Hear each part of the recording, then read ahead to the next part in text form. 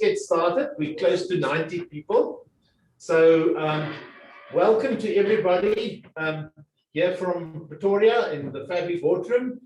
It is our pleasure to help host the first of a series of webinars by the Southern African Society of Systematic Biology.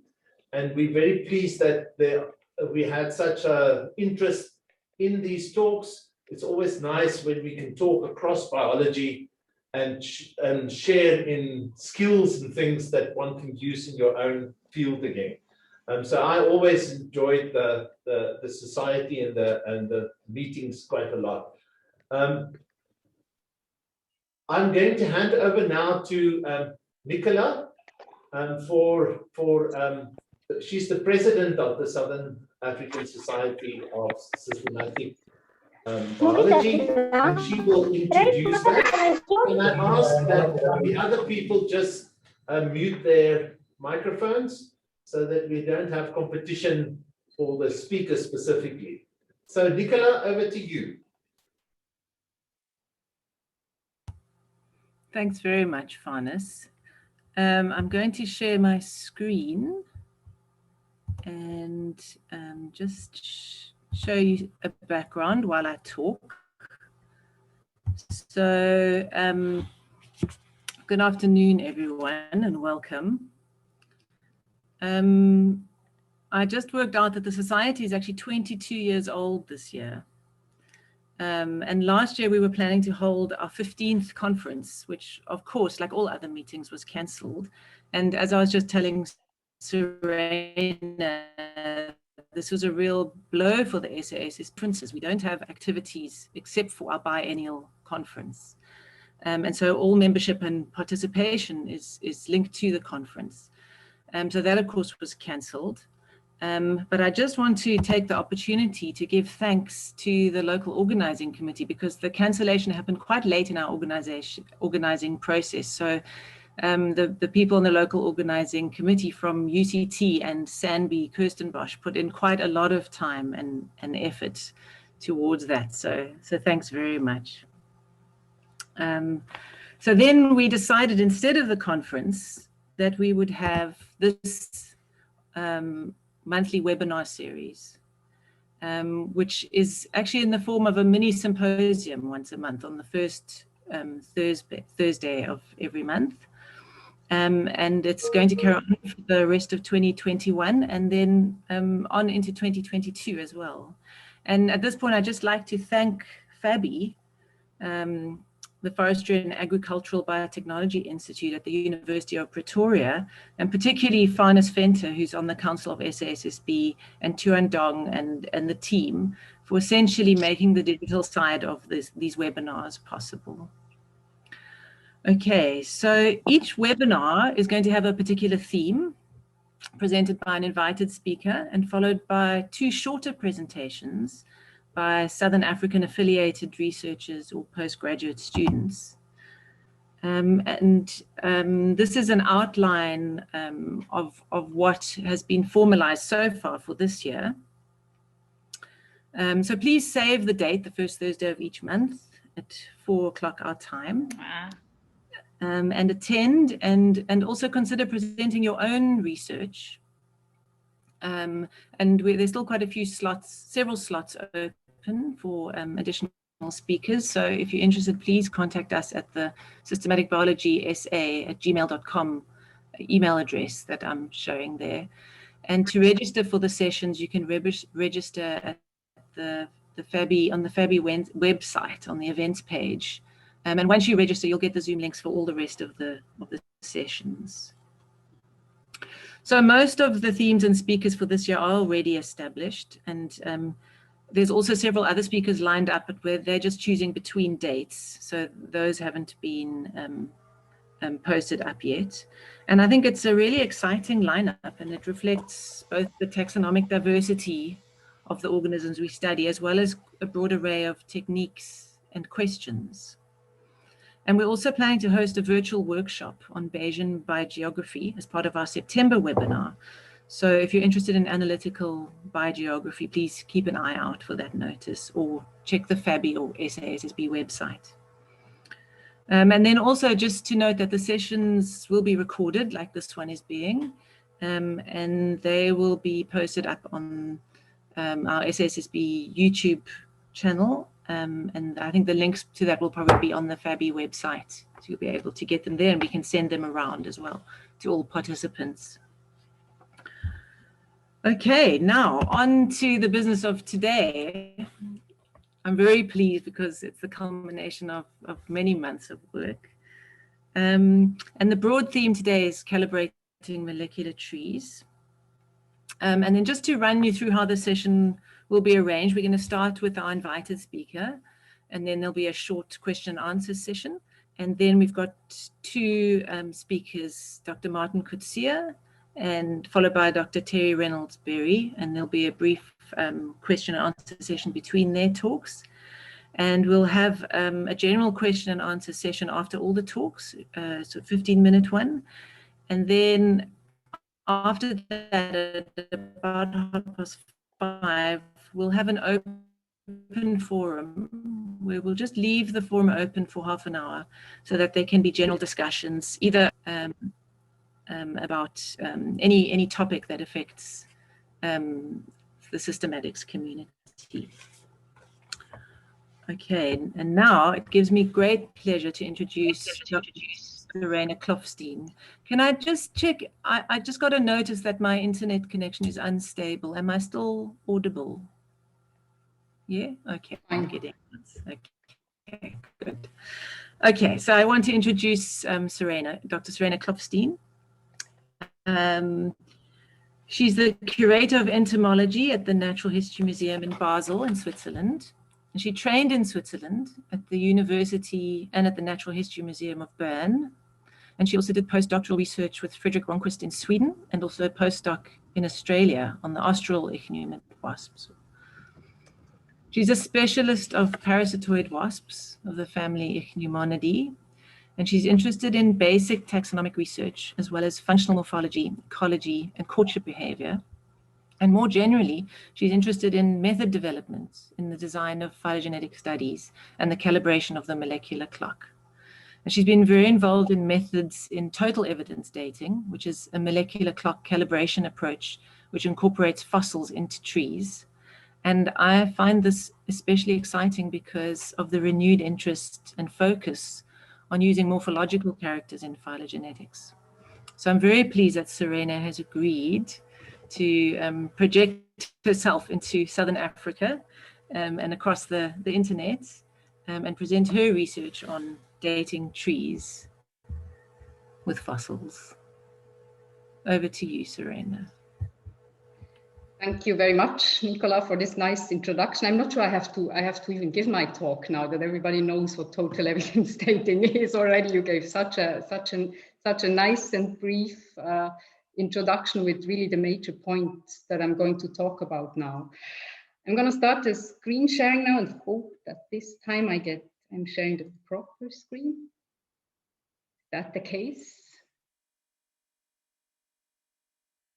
Okay, the topic today, I found it quite difficult when I heard that I have half an hour. I found it quite difficult to choose. So I eventually settled on going mostly into the conceptual questions. So trying to keep things as simple as possible, not presenting too much data, not presenting overly too many trees, because I think the main purpose of this talk should really be to show you the difficulties when it comes to trying to match molecular data with the fossil record and trying to come up with these dated phylogenies. So it's very conceptual. So I'm even happier because of that after me, there's gonna be two empirical talks that apply dating methods and or that look at my favorite wasps, so Darwin wasps, from which you can see a fossil here, a really well-preserved one. And when you look at the line below that this is an undescribed parasitoid species, that really kind of points out the second main topic of this talk, which is all the things we don't know yet, which is this vast area of knowledge which we still have to acquire, and where there still is so much to be discovered. Okay, I'm gonna start by trying to convince you all that we should attempt to date phylogenetic trees, to calibrate them, because of all the really nice stuff we can do with that. And then I'm also gonna provide you with some background on how this has been done in the past. The second part then, which is by far the largest part, concerns the methodology behind it, the concepts, the way we are using fossils to date trees. And that's really the main focus. This is mostly concerned with the most commonly used method, which is still the standard nowadays, which is node dating. And the critique of this approach, and maybe also a suggestion how we could do better, even without going to the entire length of using more sophisticated methods. Then finally, I'll give a little bit of an outlook. I won't be able to go very deep there, but just introduce to you this method of total evidence dating and give a bit of the concept behind that, and maybe also the promise of it for the near future, for resolving some of the remaining questions. So why should we even calibrate phylogenetic trees? Well, first of all, if we have individual phylogenies, we can't really link them a priori to other events in the past. So we really need to have an absolute timescale attached to them in order to be able to compare them. So we can then, when a tree is calibrated, we can link it to past climate data. We can link it to geological events, to continental drift, to mountain uprises, and so on. And that happened in the past. So we can link different data sets that we have about different aspects on evolution on our planet. Of course, we can then also link them to each other, which is another very important area of research, where we look at the coevolution between different organisms at deep timescales. And finally, of course, getting absolute timescales attached to our phylogeny is also just important for the sake of curiosity. That also includes for outreach purposes. So when people, for instance, ask how long ago we diverged from the great apes, then that is a question in its own right and has interest in its own right. So the main, there used to be very much enthusiasm about molecular data and about the rise of molecular data in clock analysis. So when we tried to date trees, which I think was understandable once the molecular clock hypothesis got out there, that people believed once we have enough molecular data, we can more or less solve this question of when the different organismic groups arose. However, we have to bear in mind that we can collect as much molecular data as we like. We can have full genomes of all the organisms on the planet, and still all that we have are phylogenetic trees with branches that are in substitutions. So what we get are these non-clock trees, typically even unrooted, where we have to add a root afterwards, because molecules only give us these substitution lengths. So we always need an external way of how to date things. And of course, this calibration step mostly comes from the fossil record, as the fossil record is also the richest source that we have for events in the deep past. For instance, here are a group of fossils from the Cretaceous period, from very different groups, and studying such deposits, rich deposits in detail, really provides us with a means to reconstruct past environments, maybe even past food webs, past relationships between organisms, and helps us understand the conditions that were prevalent in the past. I think this is first important to really learn something about how past environments fared, what also maybe led to their destruction. But it's also just important in its own right, because it gives us a very different point of view also on the extant diversity. So how can we, by the way, this fantastic artwork here is from Richard Beasley. Please visit his website if you're interested in seeing more of these very beautiful reconstructions, which for once put the dinosaurs rather in the background and some other organisms in the foreground. Well, the problem with the fossil record, when we want to use it to understand past diversity, is that it's really patchy, and saying patchy is still an understatement, quite a drastic one. So what we have in the fossil record are really just extremely short, extremely brief snapshots of one situation in a particular location on our planet at a particular time. So the trees, well, talking as a Swiss person, the trees really mostly consists of holes. It's just holes and a little bit, a few crumbs of trees in between, so to speak.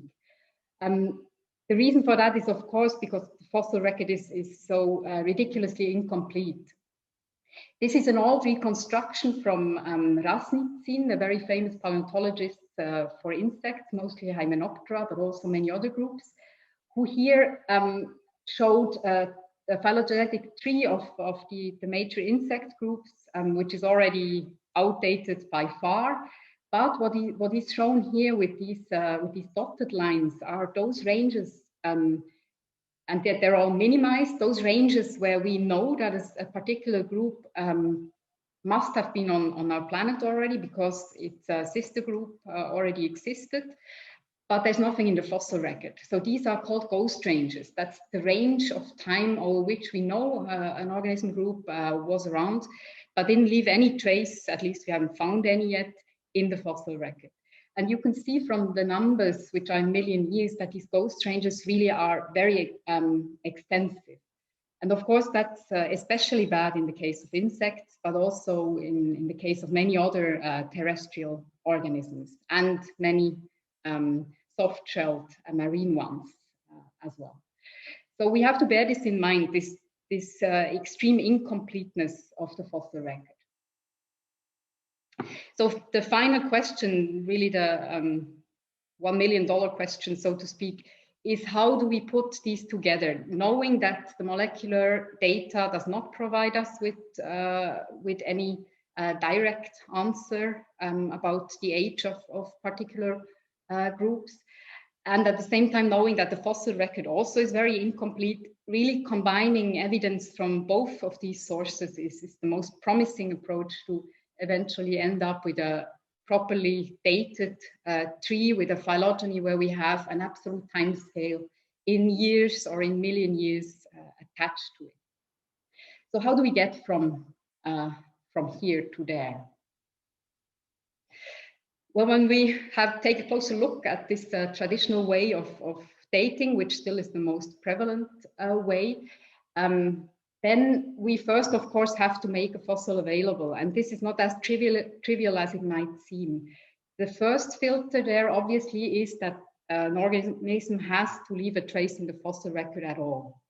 So we need to have an organism after its death being incorporated in sediment, and then this rock still being close enough to the surface so that we can reach it nowadays. Then it has to be unearthed. And maybe also not so trivial, it has to be found. Even if big plates of rock are being unearthed and they're being examined, quite often, especially in insects, they're simply overlooked as well. Then they have to be put in a public repository and not just end up in some collector's basement where they disappear forever. And finally, they need to be described. So we need paleontologists to take up these fossils and try to place them and make the effort of trying to make these descriptions available to science in general. So that was the first part, making it available. As a molecular scientist, then you don't have anything to do with that first part. And typically, all you're worried about is to get some fossils from some list from somewhere and then to work with it. And the next step is often not so clear where that is supposed to be. So the exact share of work between paleontologists and molecular scientists who want to date their molecular trees. It's not quite clear who is going to place this fossil properly in the tree. Molecular scientists often, too often, I would say, rely on the classification data that was provided with the original descriptions. So they take, for instance, a genus association or a family association for their coin.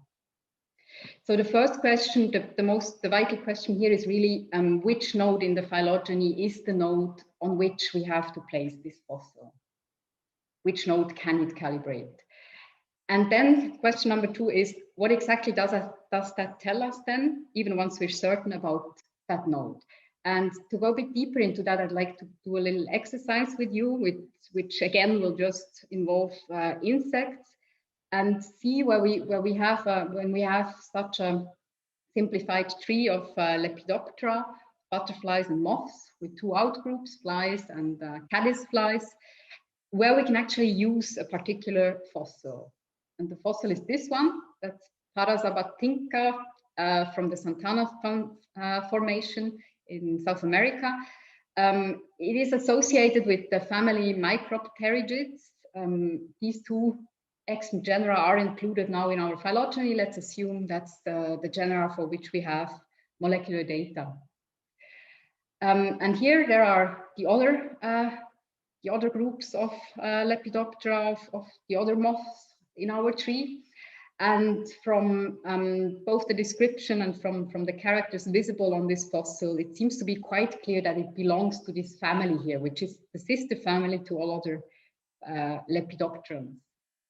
So when we want to place it on the tree, it's often almost impossible to tell if it's closely related to one of 2 extant genera, because if you have a sampling like this, you're often uncertain when certain characteristics arose, and especially whether the difference between these 2 genera is mostly due to plesiomorphic or apomorphic characters. So typically it's much more conservative than to place it on the branch below. It's much more likely that it branches off somewhere along this branch, on the stem lineage. But of course, it could be that it branched off very shortly after the split of this family from the other Lepidopterans, and that the branch leading to it was very short. Or it could as well be that it branched off quite a bit later, and that its subtending branch also was quite long. So what does it actually tell us? It only really gives us information about this node, about the node below, and not about that node, because the branching might be so long that the fossil actually occurred after the appearance of the most recent common ancestor of these 2 extant genera. So we get information about this node, about the node below, and what we really know for certain is, if we're certain about the placement, that is the minimum age of that node.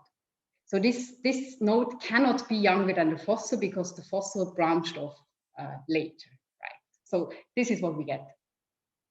Unfortunately, that's not enough for a dating analysis. Just having minimum ages doesn't give us a mean. So we have to come up with some kind of calibration prior. So the prior comes from the Bayesian technique that is mostly used for molecular dating, where you put in assumptions a priori via these prior distributions. And here is an example of such a potential node age prior. So prior assumptions based on the fossil record, which we impose onto particular nodes in our tree.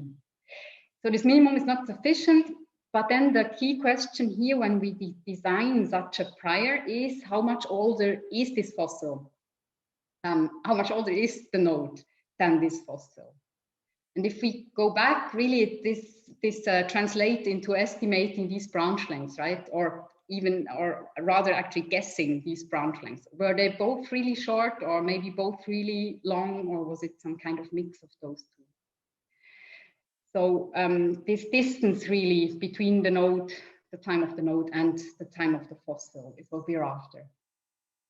How can we do that? Well, this is one way of doing it. We could say we believe that the fossil, the distance between our fossil and the node is really short in terms of time. So we would define a distribution that has as an offset the age of the fossil. So for instance, if it's 60 million years, we would have a 0 probability that this node is younger than 60 million years. And then we could argue that probably there's a lot of probability that it's about as old as the fossil or not much older, and then there's very low probability that it's much older. We could as well, of course, say we assume it might be a little bit flatter, or even quite a bit flatter, or in the extreme, we could say we want to take a conservative approach and we assume only the minimum, and then use a uniform distribution up to a certain maximum age, and that maximum age, we choose that very conservatively. And for instance, in the extreme, just take the age of the Earth, 4 billion years, and we use a uniform distribution on that. It might seem as conservative. I will show you later on why this is not always the case. It really depends on what question it is that you ask. So many different choices, and honestly, in 90%, 95% of the papers that perform dating, the researchers didn't know what to do here. This step is really tricky, and it's difficult to also admit that it's basically arbitrary. This choice of your calibration prior is in most cases pretty arbitrary. This is also what the team around Misoff in Germany were faced with when they compiled this now already classical work on the phylogeny of all insects, where they used a huge molecular data set with almost 1,500 genes from transcriptomes, and quite a good representation also of the fossil record, with many oldest fossils placed on different branches in the tree, and also quite well justified in their placement. But then when it came to choosing these priors, they struggled a bit, of course. So for instance, with this fossil, what they did is they chose one of these extremely narrow prior distributions, assuming that the fossil would not be so much younger than its ancestral node. Of course, this was immediately criticized, and another team around researchers of the University of Sydney in Australia took exactly the same data set, same genes, same 37 fossils, but now instead of choosing these narrow priors, they took one of these uniform priors and said that this is now a very conservative approach to dating that tree. As the maximum here, they chose the first appearance of strong fossil evidence for land plants, so for having enough of land ecosystems even available for insects to diversify in. It might not surprise you that these two studies then came up with drastically different age estimates, even though they were basically based on the same set of on the same data, both in terms of data and molecular data and fossils. But they used very different interpretations of the fossil record here. So when we look at what came out, I tried to in a small review that I published last year, I tried to look through the most important nodes in that tree and see where the difference in their results really came from. And for Lepidoptera, I'm going to plot you the results here. And that involves, first of all, their node age prior, so this calibration prior that we've talked about. So this in orange, this is what they used as input. This is their explicit assumption. However, once you add more than one calibration point, once you add several fossils across your tree, these calibrations will also impact each other. So if they're placed in adjacent nodes, maybe even in a hierarchical fashion, they all have an effect on each other. So the effective prior, the one that comes out, the one that even without adding any data yet is underlying your analysis, can be actually quite different from the prior that you set and you might not be aware of. So from these two studies, I also calculated the effective prior to contrast it then to the posterior. Posterior just means the resulting age estimate in a Bayesian analysis. So here are the values for Lepidoptera. You can see the setting here, the very narrow prior setting of Misov et al. In their paper. You can see the even slightly narrower effective prior that was imposed by these. And then you also see the posterior. And what is interesting here is that the posterior is much broader than the prior is, which can happen, of course, if we have soft bonds on our priors. It also already indicates that the data really was dragging towards older ages. The data really tried to move the analysis to its older ages. In contrast, obviously, the Tong et al. Analysis came up with a very different result for the age of Lepidoptera. You can see the prior here, then the effective prior is quite a bit more narrow, and then the posterior is a little bit more adequately, a little bit more properly, in that it is really centered very closely to the prior that they set up. So the prior obviously doesn't misspecify the analysis here. But still also you can see the 95% interval, which here ranges from somewhere in the Carboniferous throughout the Permian and the Triassic into the Jurassic. So this analysis basically came up with the answer, we don't know how old Lepidoptera are based on this data, more or less to a very large extent. Also interesting is the fact that these two posteriors from the two studies, their 95% intervals don't even overlap. And bear in mind that this is based on the same fossil and molecular evidence. Later on, so the Tong et al. Study was in 2015, and 3 years later, a new paleontological discovery was published, which was a scale which looks very, very similar to extant scales of butterflies. So this pushed the age of Lepidoptera, of the Lepidoptera fossil record, quite far back to about 200 million years. So this discovery really proved that the Misov study was off by quite a large bit. And this estimate does appear within the range of the Tong et al. Estimate. Okay, so what's the limitations here? Well, it's really in the evidence. We really have to think closely about what the evidence is when we perform such analysis. For the placement of the fossil, we have arguments. We can argue with morphology. We can use synapomorphies, really diagnostic characters for groups, to argue where a fossil should be placed in a particular tree. Even if that leaves a lot of uncertainty, at least we have arguments that can be also falsified afterwards. For the second part, for this coming up with a calibration prior, there's really not much. So my suggestion in this small review here is really to focus on the part of notating analysis that we can justify, where we have arguments. So focus on these minimum ages, which we can use. So I would vote for not trying to reconstruct dated trees with node dating, but instead just reconstructing minimum age trees.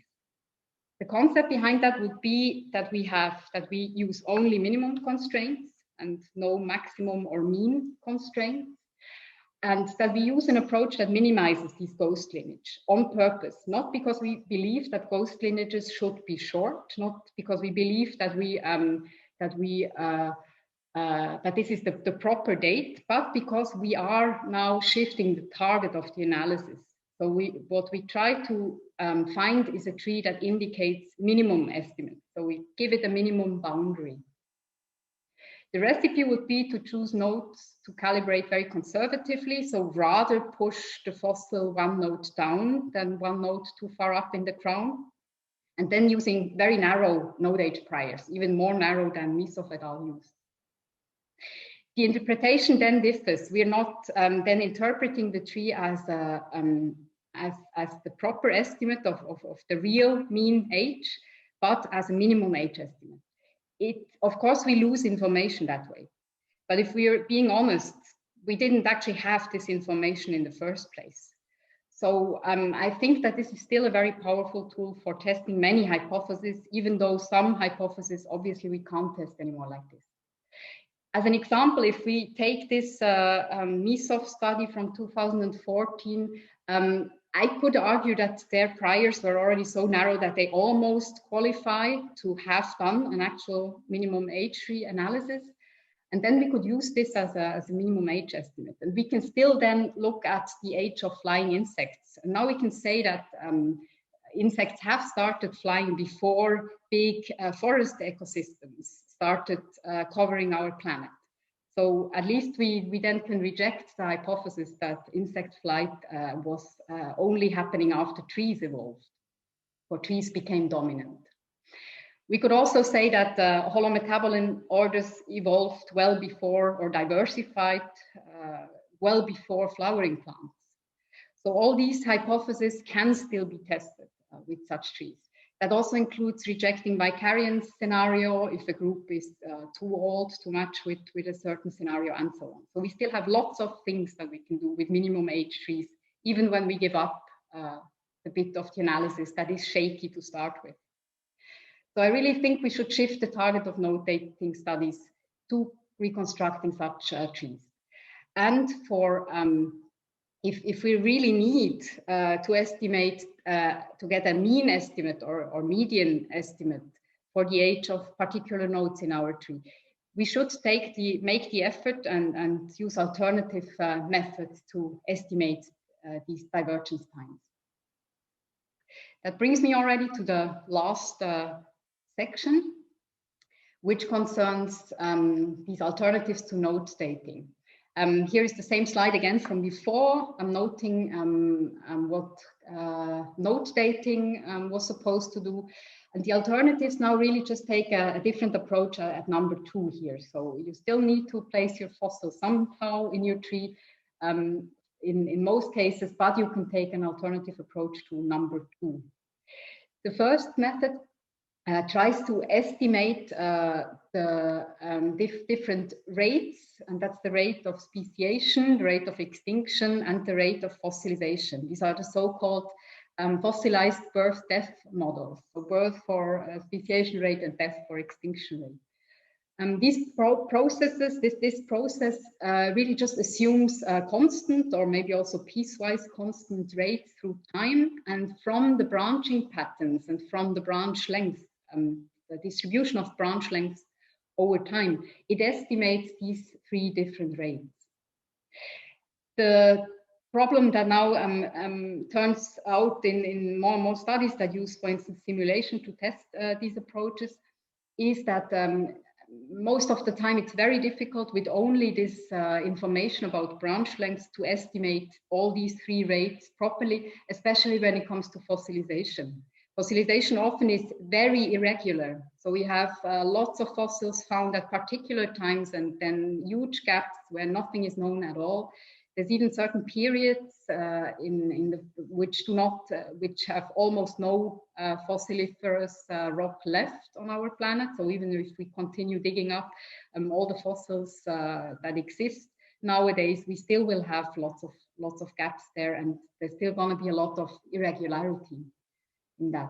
So there's also an alternative, which is simply using morphology. So in a proper total evidence approach, use all of the evidence in order to try to estimate these branch lengths. And that's what I'm going to focus on in these last 5 minutes. But just as a side note, these 2 methods are not contradictory. They can actually also be combined. And the information from both these rate estimates and morphology can be integrated into one big analysis as well. But I'm now going to focus on the morphology part. By the way, if we use morphology, we can also, of course, replace this step 1 to a certain extent. So we can also let the data decide about the placement, not just about the lengths of these branches leading to the fossil. Okay, but now what exactly is total evidence dating? If we contrast it to node dating, where we use these fossils to derive an a priori assumption, and then that entered the analysis by our prior assumptions. In total evidence dating, it's a very different concept. We really use the observational data, the observations of the morphology of a fossil directly as primary observation, as data. So it enters the analysis alongside molecular data as a primary observation. So it will enter in the Bayesian analysis via the likelihood calculation. That also means we get the fossil integrated, and as mentioned before, as a byproduct, so to speak, we also get an idea about the placement of the fossil in our tree, given its age and its morphological data. And yeah, I was fortunate enough to be at the right time in Fred Ronquist's lab when I conducted this analysis together with Frederick and with other researchers, including paleontologists also. So what does it mean, morphology for dating analysis? Morphology has for a long time been believed to be dead for phylogenetics, because molecular data just provides so much more and so much better data for informing relationships. But when it comes to fossils, really all we have is morphology. So we need to be able to handle it in any case. As an example here, I'm showing you part of my favorite wasps, just in front or just around the wasp waist. So the wasp waist would be here. So that's the segment just before. That's then the first tergite of the wasp. And this segment here has these ridges. Nobody really knows what they're for, but sometimes they're very complete. Sometimes it's just a single ridge left. Sometimes there's no ridge at all. And we could code this into a type of data that we can then analyze phylogenetically by, for instance, giving state number one to this complete set, state number two if it's a bit reduced, and if it's fully reduced, state number three. Of course, there's the definition of this state has a certain subjectivity to it, where you delimit them, but you can communicate it properly so that the analysis actually becomes objective in the sense that it is repeatable. Then you combine such a morphological data set, which of course takes a lot of time and effort to assemble. You take that, you assemble that data both for fossils and for extant taxa, and then in a proper total evidence mindset, you combine all these different sources of information into one big analysis. Well, you probably already noticed that if we use morphological data to date trees, we really think that there's a bit of a morphological clock, that morphology evolves alongside molecules in at least partly clock-like way. However, I would argue that we don't need a perfect morphological clock. We just need to have enough time information left in morphology in order for the method to work. And to test what that means, what is enough of morphology.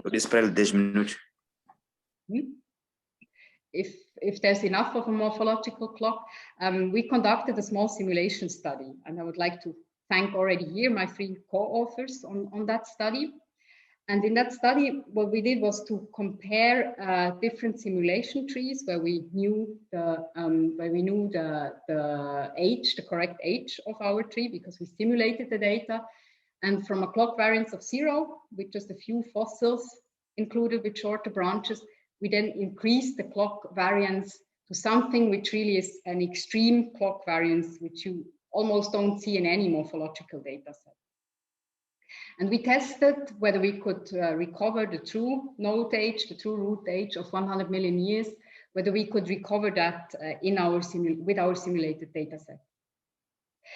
And this is already a long story made short. This is already the result, which you see here, which was quite surprising to us. The red line here indicates the correct answer, so 100 million years. And on the x-axis, you have this increasing clock variance.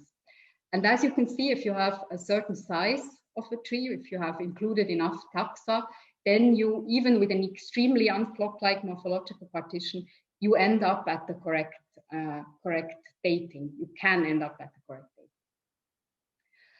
Okay, so I hope I have convinced you that really to put together DNA and fossils, we should treat them with equal care. We should not put all our money on deriving molecular data sets, but also consider the morphology properly in order to then really arrive at trees which are more accurate and also more precise in our age estimate. Yeah, again, I'd like to thank my collaborators who contributed to these studies. Then Nicola and Fanos for the invitation to come here to South Africa, even if only online. I hope to make this a proper visit at some point. And yeah, I thank you for your attention and look forward to hearing questions and to hearing the next 2 talks, of course. Thanks very much, Seraina. That's a very, very interesting talk, as well as a great lecture, an overview on the methods of molecular dating. Thanks very much. And for sticking to time. That must have been quite difficult. Okay, so does anyone have any questions for Seraina? We'll take a few minutes now to ask about the talk, about this, what she presented here. So if you want to ask a question, you can also unmute yourself and just indicate that you want to ask. Tony wants to ask a question. So Tony? Hi, Seraina. Thanks for a very nice talk. Welcome. My question is as follows. So it might just be sort of a confusion on my part, but you advocated quite strongly the use of, under sort of a conventional approach, the estimation of minimum trees and the application of what you call conservative priors. And I think by that you mean probably a uniform prior that extends back in time for sort of an undefined distance. And I guess, is that correct? Well, I hope I did not. I hope I did not. I realize now that I kind of promised you to talk more about uniform priors and then kind of flashed over it a little bit. It really depends on what you want to show. Of course, it's not conservative to use a flat prior if your goal is to show that it's too old, right? Sure. So it really depends on the hypothesis that you're testing. So in my point of view, the tongue analysis came up with too old age estimates simply because they let everything slide towards the old ages. So it doesn't solve the problem just using uniform priors. Right. Okay. Because that's kind of what I was wanting to ask is, if you use uniform priors in that way, is it then that the oldest fossil, effectively the one that creates the sort of most stress, then gets to dictate the sort of timing over all the other ones, because the other ones are just free to slide backwards in time.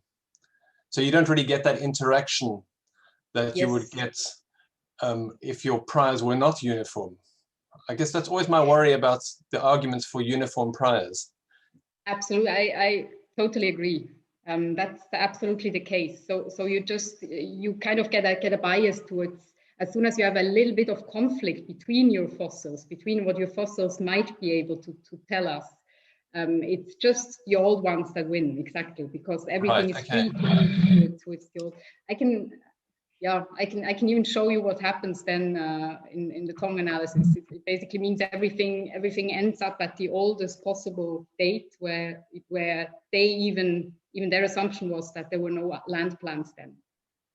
Right. Okay. I guess it's worrying because maybe sometimes that oldest fossil isn't the most reliable one. Absolutely.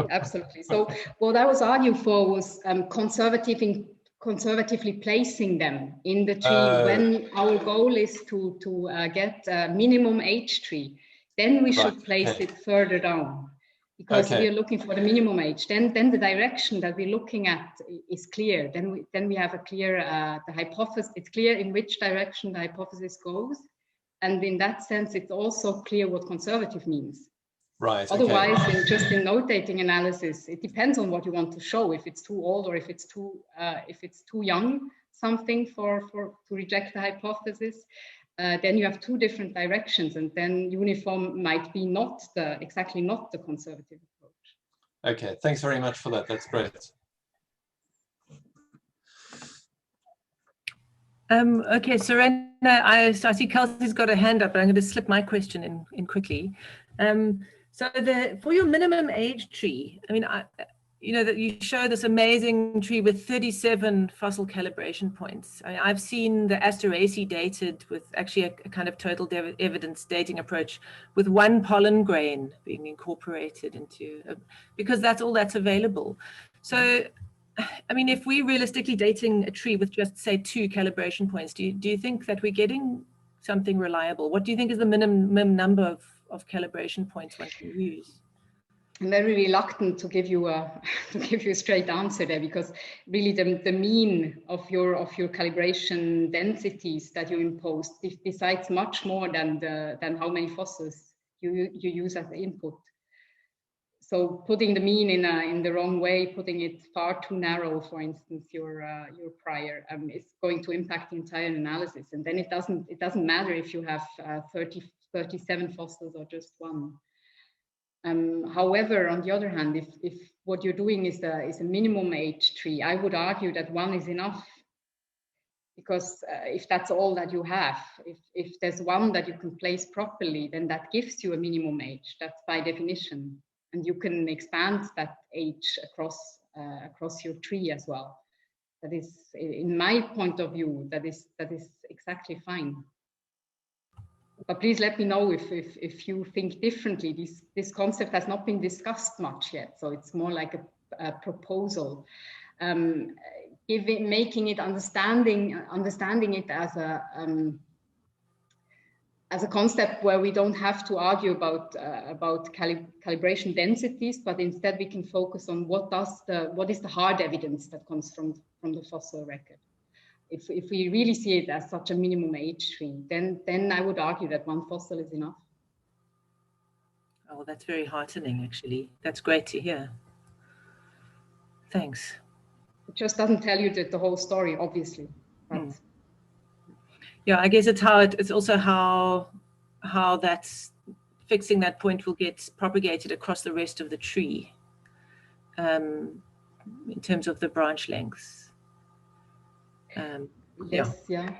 If you have just a single fossil in your tree, then that's going to be all the information for the absolute, for the calibration, but at least for the reader, that's also very clear. So the branch lengths are then really informed only by your molecular data, which is maybe what we want. Okay. Kelsey. Hi, Seraina, thank you. It's actually Jonah speaking here. Kelsey and I were watching your talk and really enjoying it. Thanks very much. Just to introduce myself, I'm a dinosaur paleontologist, and Kelsey and I both work at Wits University, and occasionally I tag along for systematic stuff. And so we do a lot of more or less, only minimum age trees, because that's all we have, and it's sort of like the default thing. It's quite easy to calibrate ours because we have all the dates. But my question was, I thought your simulation study was really fascinating. And I was wondering if you tested how robust your conclusion was to tree misspecification. Because we frequently, we don't know the true tree. And at least with sort of, other types of evolutionary models, you find that they're actually quite robust to tree misspecification, getting the somewhat wrong tree. So could you comment on that, please? Yes. So yes, I'm just trying to think if our results were really relevant to this particular question, because what we did was to create a mismatch between the molecular and the morphological data set. So mimicking a situation where morphology really rather has a signal from ecology, for instance, than from phylogeny. So when such a signal would be stronger in the morphology than, or would be stronger than the phylogenetic signal in the morphology. And in that case, if it got extensive, then it did not work anymore. So if there's huge mismatch between the phylogenetic hypothesis as it's suggested by morphology and by molecules, then it doesn't, the method can't correct for that. Okay, so that's sort of where homoplasia is really lying to you a lot from, Yes. from the morphology. Okay, right. It has to be Thanks. extensive, though. I think it was something like half of the characters show ecology instead of morphology. Okay. Okay, that's And the not, signal that's not so ecology, bad. the signal, same ecology. Thank you. Welcome. There was in the chat box, there's a question by Martin asking about software, relevant software, if you can just make a comment on that. Yes, well, there's a lot of software. Obviously, because I worked in Fred Ronquist's group, I'm totally for everybody only using Mr. Base for everything. No, Beast is really fine as well.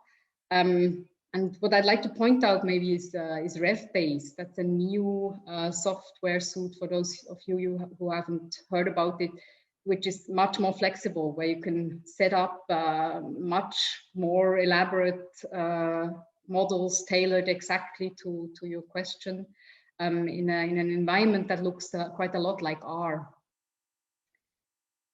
So I can write those names in the chat, the names of these three softwares that just came to my mind.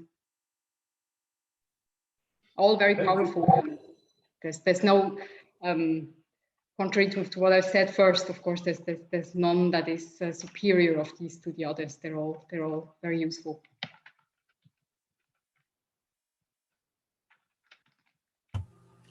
Okay, we've got a question from Sandiso.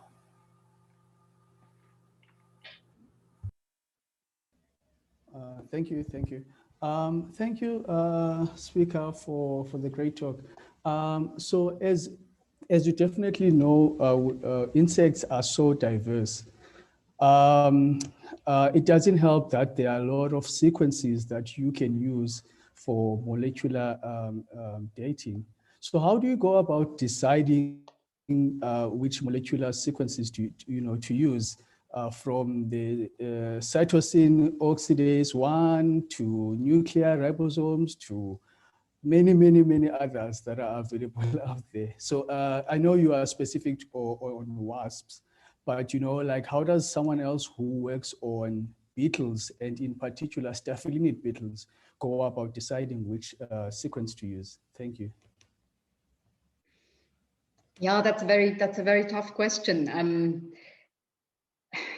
It really boils down to two aspects. The first is that you need a proper evolutionary rate. So a gene should not evolve too quickly so that it already gets saturated at time of interest. So CO1 typically, when you go down million years, so cytochrome oxidase 1, when you go down many million years, you typically get quite a lot of saturation. So the branches close to the base of your tree will be estimated too short by your gene. But that's something you can test for. So for deep divergences, slower genes are better. So that typically means coding nuclear genes, whether RNA or protein coding. And the other question, of course, is especially now with big data sets from genomes and so on, they're too big to use in the analysis software that I just showed you with really complex models. So you need to choose proper genes, and there one could, for instance, use as one criterion how clock-like a gene behaves. So if a gene shows a lot of variation in clock rate, so many branches being very much elongated, others being much shortened, then that's maybe not a good gene for clock analysis. So the more clock-like a gene behaves, the better, of course, for such analysis. I hope that gave you a bit of an answer to that question.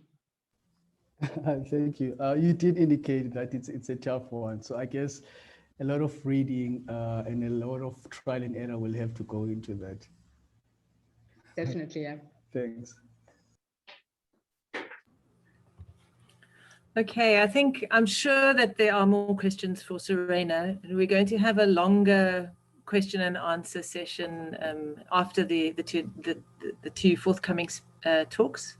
So I'll just park those for now. And I think now is the time to introduce our next speaker, who's Martin Coetzee from Fabi, the Forestry and Agricultural Biotechnology Institute at the University of Pretoria. And Martin's going to be talking to us about molecular data through secondary calibration as a tool to infer the dispersal mechanisms responsible for the biogeography of extant fungi. So over to you, Martin.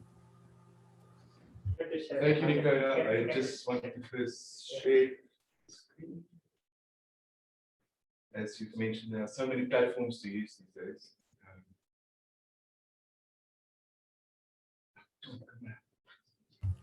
Well, actually, while we wait, are you sitting?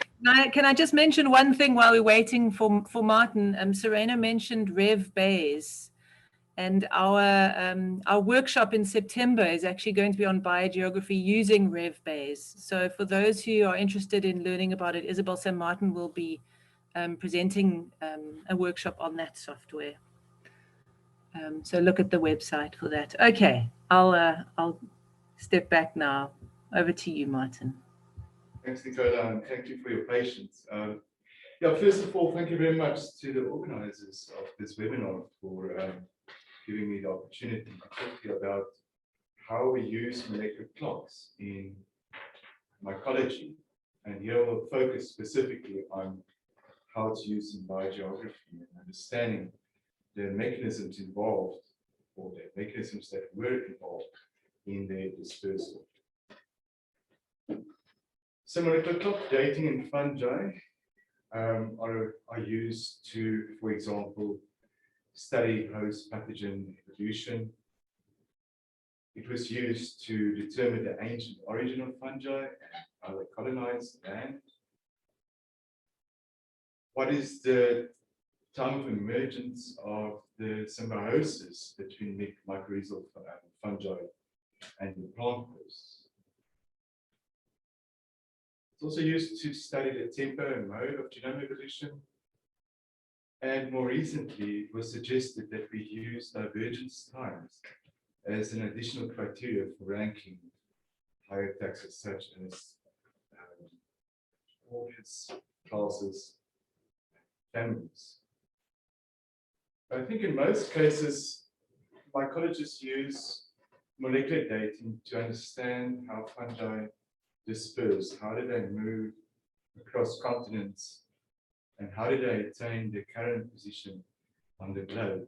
And most of the time, we are testing bicariance versus long-distance dispersal hypotheses. So I just want to remind you what bicariance is, for those who don't know. So bicariance is the fragmentation of ancestral populations by the appearance of a new barrier. This can be through tectonic movement, or dispersal, when a population moves across a pre-existing barrier. And in both cases, these populations, if they are genetically isolated, they will evolve to become new species.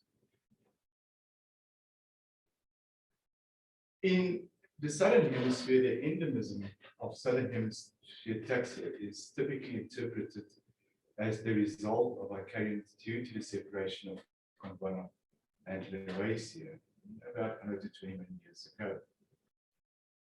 And a very good example, and one that's usually, or in many literature, that is used in many literature, is that of the southern hemisphere Notophagus tree genus. So this this tree has a vicariant distribution, and previous phylogeny supported this by supported the sequence of a Gondwanian breakup. More recent data analysis and based on molecular clock analysis provided some evidence for not vicariance, but for long distance dispersal events for this tree and for tree species in this genus. So molecular dating can be used to test bicarians versus long distance dispersal hypothesis to explain the current distribution of extant species. But to conduct a study, and we've heard now a very beautiful talk about how to calibrate a molecular calibrate phylogenetic trees. But in addition to fossil records, and here we can do tip dating or total evidence or internal nodes that can be calibrated. We can also use geotectonic events or host ages, or if you're lucky, substitution rates. And I just want to mention that for fungi, the fossil record is very limited. I think for the mushrooms, there are only five fossils, and that's because mushrooms are very, very delicate organs, and they decay very quickly. So typically, we use very few, or only a few fossils to calibrate trees. So in a case where they have none of these data for our specific group of interest, we can use a secondary calibration approach. So I just want to explain to you what I mean with the secondary calibration. Here's a phylogenetic tree. We have a node that is also present in our primary phylogeny. Our primary phylogeny or phylogenetic tree is the tree that includes the taxa that we are interested in. So on this tree, we have nodes that we can calibrate in order to obtain an age for the node that is then transferred to the primary tree, the tree that has the group of taxa that we are interested in. And by doing so, we can transform this tree, this phylogenetic tree, into a chronogram and estimate the age with estimated ages for the nodes, for the ancestors of the group of interests. So I'll now show you how we use this approach, and this will be based on one of our earlier studies on Malaria. Now, Malaria is a genus that includes many species, and most of them are pathogens of woody plants, trees. In their sexual stage, they form these mushrooms. In my opinion, they are very beautiful. But the mushrooms produce millions and millions of spores that can be dispersed by wind. So they can move from one area to a new area where they can then establish a new colony. They also produce these shoestring-like structures that we refer to as rhizomorphs. All the species produce them in culture, and most species produce them in nature. And these shoestring structures, again, can also enable the fungus to spread because it can grow from an uninfected tree, uninfected tree, where it then can grow under roots and infected, uninfected tree. So by doing that, it expands the range where they occur. They also form these white acial fans, and you can see they grow, many can grow many meters up the stem. They occur between the bulb and the root. So Malaria species have a global distribution. They occur in all continents except Antarctica. But what's interesting about the biogeography of Malaria is the fact that species that occur in the whole Arctic do not occur in the non-whole Arctic regions. So it's just so you know, some species do occur across continents, so they have a transcontinental distribution. Some of them are restricted to specific continents. Based on previous or earlier phylogenetic analysis, together with this distributional pattern of Malaria, we set the hypothesis that Malaria originated in Gondwana. And the reason for that is, I just want to go back to this tree, is that all the whole Arctic species form a monophyletic group, and those that are not present in the whole Arctic region forms a monophyletic group sister to the whole of the group, and then the African group has basal position. So we wanted to test this hypothesis. Did Armillaria originate in Gondwana, and is the current distribution of Armillaria due to vicarious events through the fragmentation of Gondwana? So we did this through molecular dating. We had 3 data sets. The first one was based on the Basidium microta, so mushrooms. The second data set comprised Ascomycota and Basidium microta. And then our third matrix was the primary matrix that included sequences from many different Armillaria species. And one can see here that we use different genes, so different genomic regions for our analysis. The first 2 matrices were used to get data that we could use in our secondary calibration. All the analysis was done in beads. We used a relaxed uncorrelated top, and we applied models, substitution models that were specific for each data partition. If we consider the Basidium microta data matrix, here we calibrated the phylogenetic tree against the divergence between the Agaricum and Catina. These are mostly mushrooms, hairstyles, and so on. So the divergence between the Agaricum and Catina and the Ustulagum tricky. And it was set at 430 million years ago with a standard deviation of 50 million years. So we used a normal distribution in this case. The estimated age for the divergence between, or the split between the Agaricales and the Volatiles. The Agaricales include fungi such as Agaricus, Bisporus, the button mushroom, and the Volatiles include fungi such as the leaflets that one can also use. So for this split, we estimated a time of divergence of 140 million years ago. So the time of the recent common ancestor was 140 million years, with a range of 65 to 175 million years. We also included 3 Armillaria species, and we estimated at the time of the ancestor for them at 54 million years ago, with this posterior distribution of 21 to 75 million years ago. So we were interested in this node because this is the node that we use in our secondary calibration.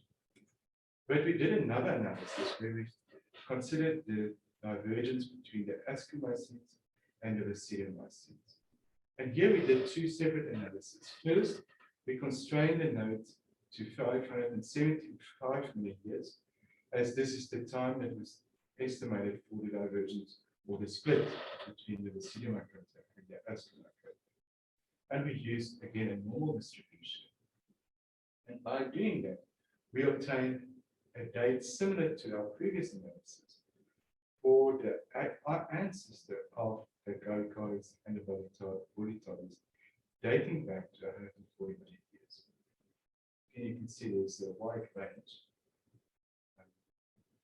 In our second analysis, we used a prior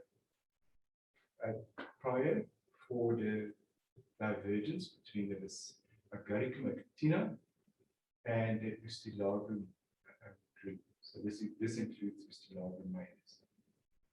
Using this, we obtained a similar date for the ancestor of the Volatiles and the Agaricales, which was the same as our first analysis and the previous analysis, where we only used sequences for the Basidiomycota.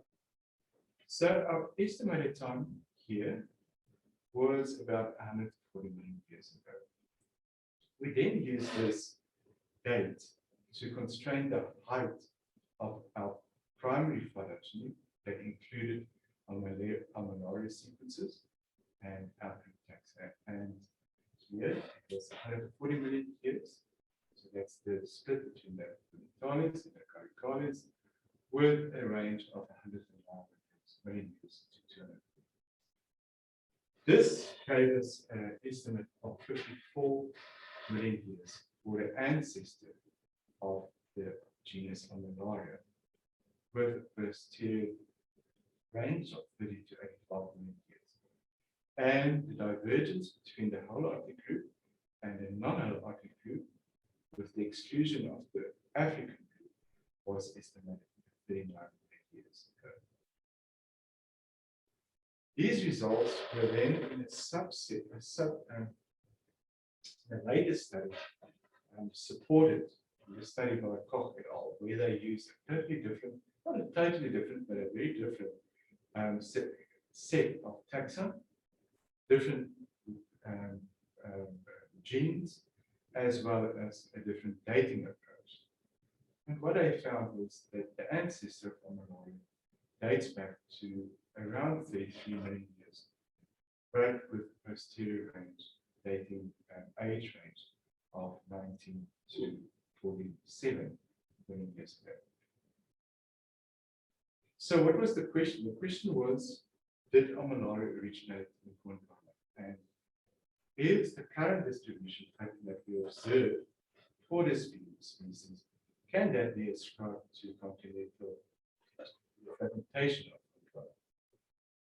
So in both cases, in both studies, ours and that of Koch and co-workers, we found that it was found that at time post that of the breakup of Gondwana.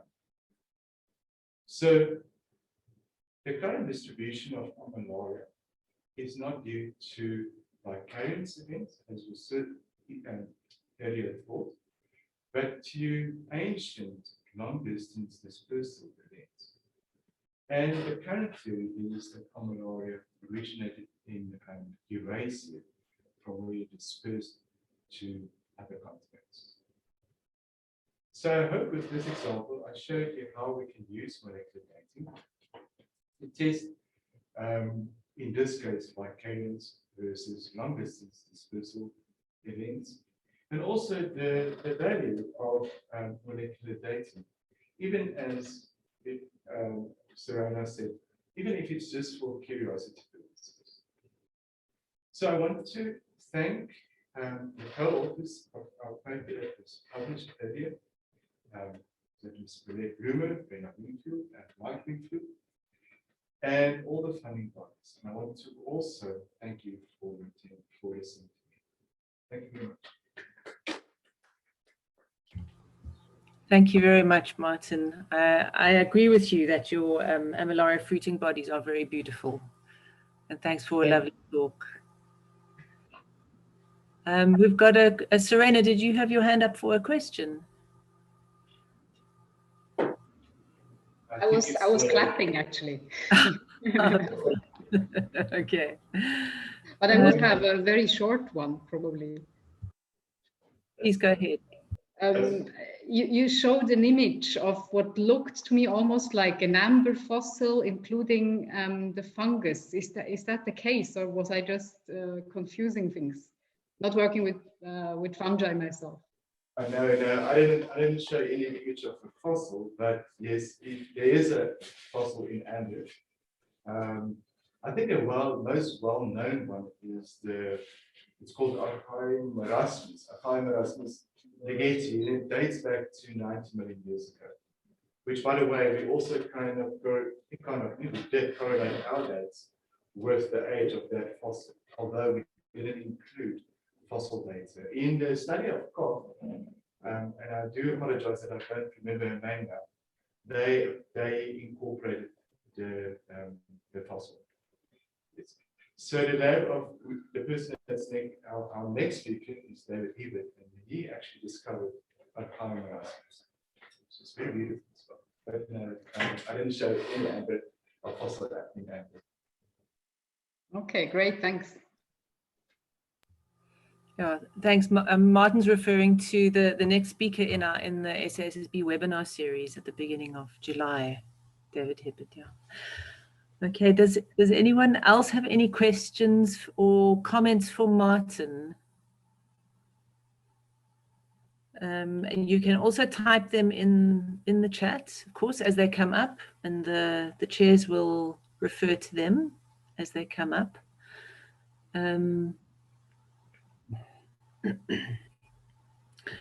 But we'll also have a bit of time to talk more to Martin about his talk in the journal question and answer session. So I think for now, given that time is going on, I'm going to suggest we move on to the next speaker. So our next speaker is Dr. Terry Reynolds Berry from the Iziko Museums of South Africa, which is also based in Cape Town. So we're moving now from Pretoria back down to Cape Town. I think it's really interesting and fantastic that we've got two talks on the Darwin wasps in this session. Terry's going to be presenting a talk on a phylogenetic assessment of parasitoid wasps, Ichneumonidae, in the Afrotropical region using total evidence. So Terry, if you're ready, please go ahead.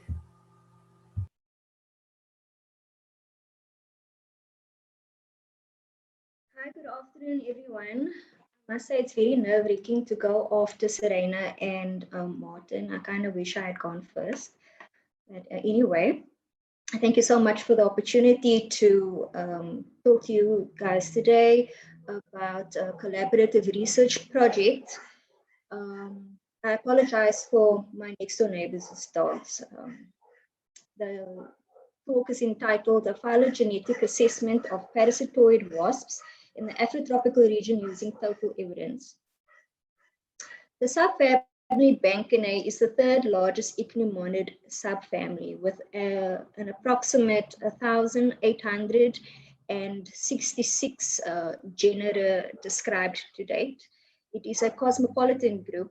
As you can see in the map, all the green indicates where they have been found. However, the white regions might simply mean that they have not been sampled yet, as Bankan fauna in many areas of the world are unknown.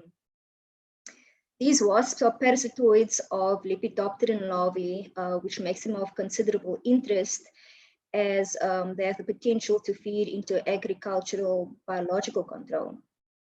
The Iziko South African Museum houses an impressive Ichneumonidae collection, which allows us to study the systematics of Banchinae. It provides an unparalleled resource to do so. So the reason for the project was simple. The evolution of Afrotropical Bankan genera are not well understood in both an African and global context. And the aim was to provide a comprehensive systematic revision of the subfamily in the region. And the objectives were to evaluate the evolutionary relationships and to examine the historic processes which have shaped the evolution of Banchinae. The subfamily is comprised of 3 tribes, namely Glyptinae, Atrophinae, and Banchinae. And each tribe can be readily diagnosed by a suite of characters. However, there is little evidence out there that show that these represent reciprocally monophyletic lineages. As for the tribe Glyptinae, although they are very diagnostic adult morphological characters, it is not well characterized by larval apomorphies. We suggest that it might possibly represent the ground plant state. And then with the discovery of a peculiar genus in the neotropics, it has also been hypothesized that it might possibly be paraphyletic.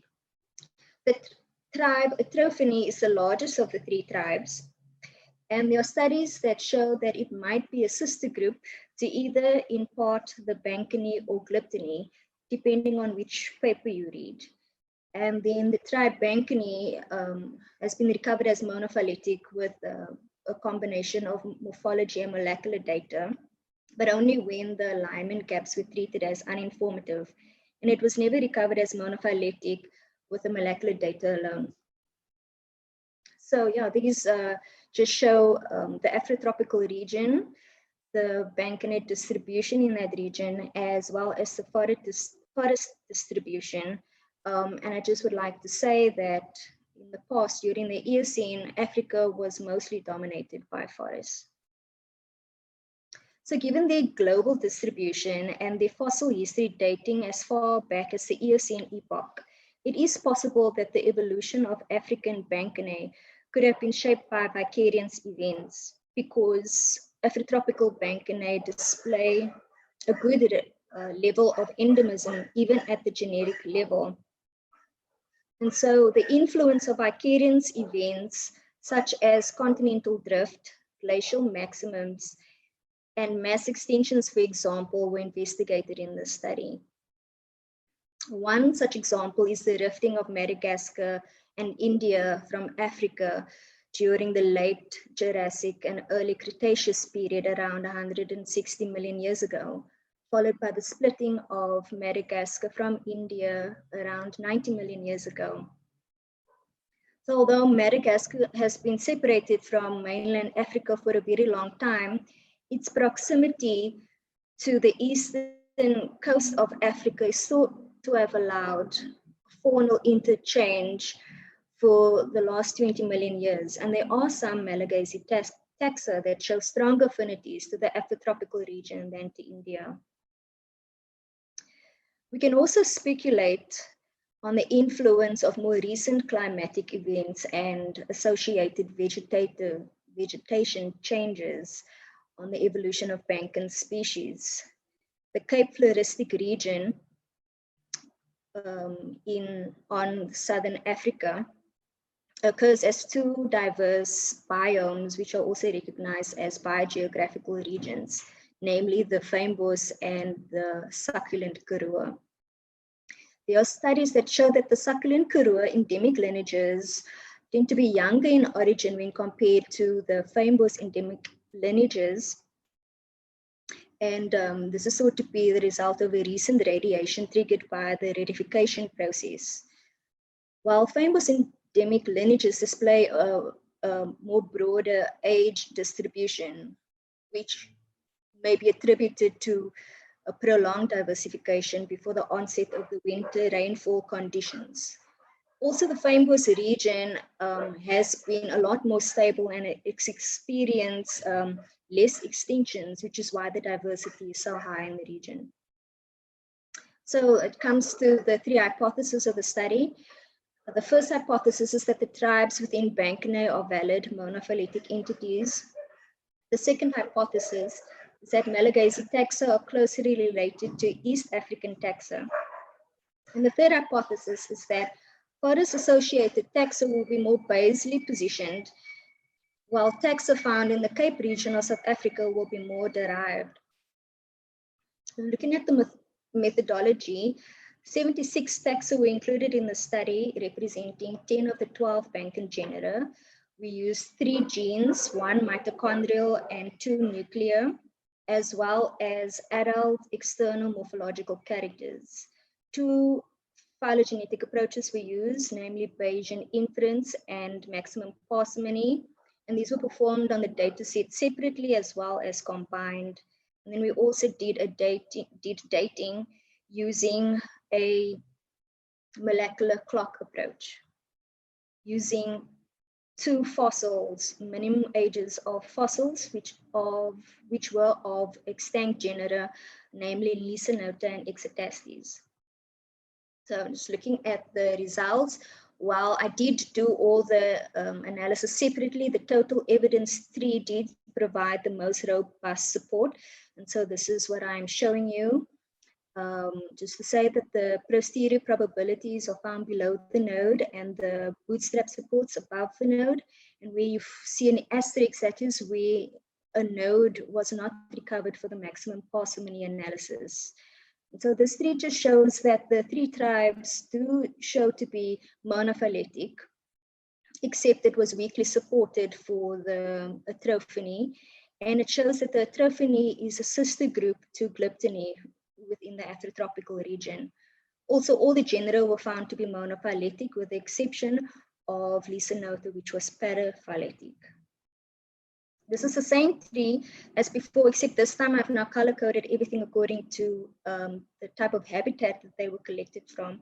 And while I will be dissecting it further along, there are two important points I want to make here. And that is that the genera Apophora, Shostatilla, Cyzutus, and Atropha were showed to be strongly associated with forested regions, whereas all Cryptopimplet taxa and most Lysinota taxa showed to be strongly associated with temperate regions in South Africa. So looking at the divergence tree, I only show dates here where the nodes were well supported in the total evidence tree. The gray bars indicate the 95% confidence intervals, and then the black spots is showing the nodes for the extant fossils. Yeah, so the subfamily Banchinae, it shows that the divergence estimate was between 60 to 109 million years ago. The tribe Glyptinae, the top one, Glyptinae, was found to be the older of the three tribes, which supports the hypothesis that it represents a ground plant state. And then the tribe Banchinae was found to be the younger of the three tribes. I do have to mention though here that the tribe Banchinae globally consists of two groups, namely the Exotastis group and the Banchus group. But only the Exotastis group is found within the Afrotropical region. So this divergence estimate is based solely on the Exotastis group. Right, so looking at those temperate favoring genera, they were actually found to be a little older compared to those genera that are strongly associated with forests. However, there is some evidence to suggest that forest-associated lineages will be more basally positioned because the endemic genus Shostatilla was found to be the oldest out of all the genera, with a divergence estimate of around 61 million years ago, and it was strongly represented in forests. Also, all the splits of genera occurred after occurred less than 62 million years ago. So looking at the hypothesis, it can be said that the three tribes in the Afrotropical region are monophyletic, but we don't know what's happening on a global scale because the Banchus group was beyond the scope of the study because the study focused on the Afrotropical region. And this is an important one because the Banchus group actually shows strong morphological and molecular differences to the remaining subfamilies.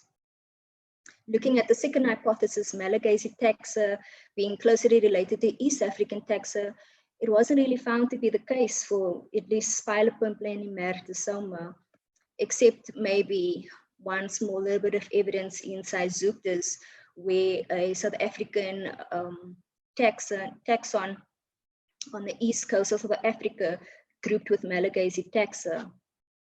And the divergence estimation suggests that they had a shared ancestor around 15 million years ago, which kind of supports the notion that there was faunal interchange in the last 20 million years, but that's it.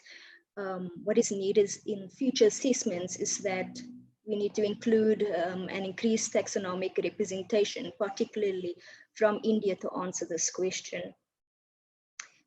To determine whether forest-associated taxa will be more basally positioned, as I mentioned, Shostatilla shows that, in that it has a divergence estimate of around 61 million years ago. And given that it's endemic to the region, it is possible that the diversification of the genus was shaped after the KT event, which was around 65 million years ago, which is the mass extinction of 2/3 of the Earth's fauna and flora, followed by restriction to the Afrotropical region with no further dispersal events. And this has been found for other taxa. Looking at whether taxa found in the Cape region of South Africa will be more derived, the divergence estimation of that temperate favoring genus Cryptopimpla refutes this hypothesis. Now, Cryptopimpla is actually found globally, so this result is probably as a result of its global distribution and not as an association to the unique Cape floristic region. And Cryptopimpla is found everywhere, and then nothing in all of Africa, and then it's found in South Africa. So one can speculate that the Cryptopimpla species may have been more widespread in Africa in the past during dry epochs and subsequently retracted to the Cape floristic region. We can say that the evolution of Banchinae could have been shaped by vicarious events, such as the proposed Gondwanan separation of Southern America from Africa, because a divergent estimation of the same subfamily falls within that time period. And then with all the splits of the genera being less than 62 million years ago, one can say that the KT event played a role in the diversification of those genera. But then also you find that some genera are found globally, like Cyzuctus and Cryptopimpla. So the evolution of those type of lineages could be the result of extensive dispersal over time, as this has been found in other Ichneumonidae subfamilies, that they have good dispersal abilities. And then also just to say, back on the KT event, that this result has been found in other taxa like beetles, wasps, and butterflies. So in conclusion, the use of total evidence has contributed to Ichneumonidae systematics by addressing problems with classification, and includes an investigation of evolutionary relationships, historical biogeography, and dating of phylogenies. Some of the genera appear more speciose in tropical savanna or forested regions, while other genera appear more speciose in temperate regions, supporting relative affinities to specific biogeographical areas defined by habitat and climate. The results presented here illustrates the need for a reassessment of the genetic status of Lysinota. And future assessments should include more taxa, particularly in answering the question about Banchinae globally, including more Banchinae taxa, as well as sampling in more localities, particularly in the Oriental region, West and East Africa, as well as the succulent Kuru. Yeah, and then just to say thanks to all these people, all the funding bodies that without which this project would not have been a success. And thanks for your attention.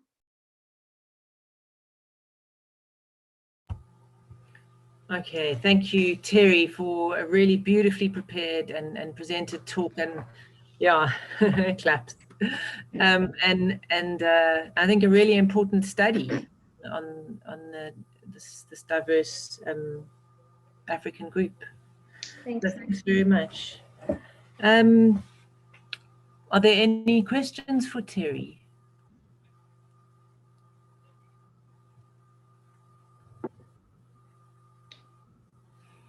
So if there, I've got one. I hope I'm not missing hands. Terry, so can you speculate on the ancestral habitat for the group as a whole? Yeah, so that is actually what I'm currently busy with.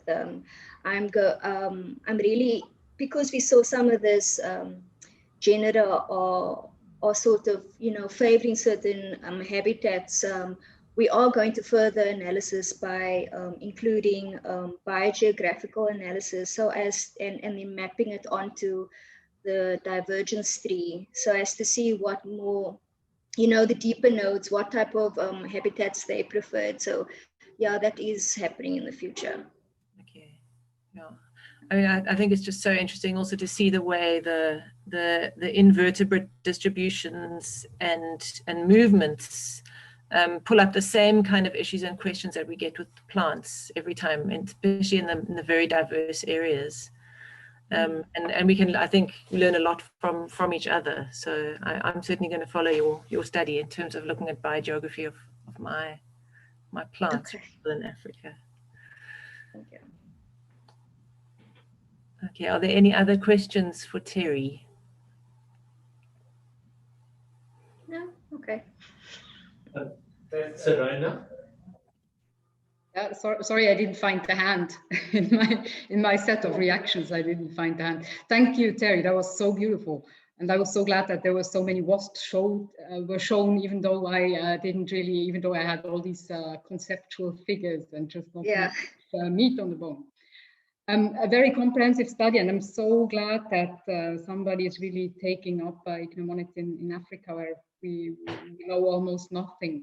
So my main question, I guess, is also relating a bit to that. You talked about like gaps in distribution of Cryptopimpla and so on.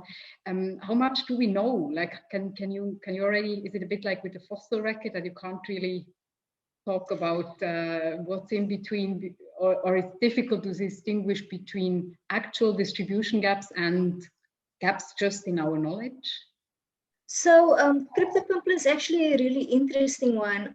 I did a taxonomic revision on it a few years ago, and there's been areas with, particularly in the the forested regions, that's been sampled quite extensively in our lab, and there's no Cryptopimpla. And then you find that there is it's a relatively high diversity for its group within South Africa, and it's just in South Africa. And just 2 weeks ago, I discovered another 2 new species, still South Africa. And in terms of fossil record, there's nothing. There's not even a fossil record for Banchinae within Africa. It might just be that we've missed it or whatever, but there's only for in Botswana, there is a fossil of a extinct Ichneumonidae subfamily, Labenopomplinae, but that's it. So there's a gap there. Yeah. Very little known. Yeah, thanks a lot. Beautiful talk. Thanks.